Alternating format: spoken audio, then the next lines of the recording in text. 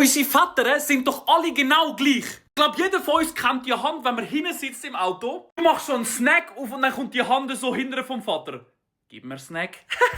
Du schreibst deinem Vater irgendwie ganz etwas Spezielles auf WhatsApp. Weißt du, was zurückkommt? Super. Ah ja, super, Bro. Ich bin am Ertrinken.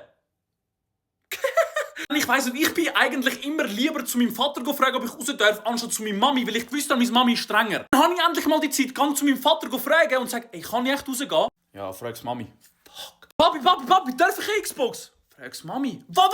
Sag doch einfach ja, bitte. Gut, ich muss ehrlich sein, so viel Erfahrung habe ich mit meinem Vater nicht, der ist Milch holen.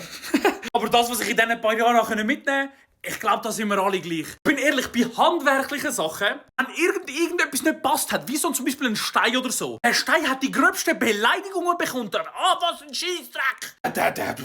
Der Stein hat nichts dafür können. Ich glaube, ich weiss jetzt, woher ich meine Geduld habe. Und der allerbeste ist, die sind schon seit um 5:30 am Morgen wach am Samstag. Ich komme am Morgen um 9 Uhr nicht ab, ich so, guten Morgen. Mein Vater mir am sagen, du verschlafst den ganzen Tag, steh mal ein bisschen früher auf da.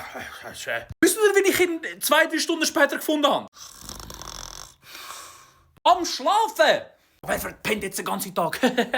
Oh, zum Glück habe ich nie gesagt.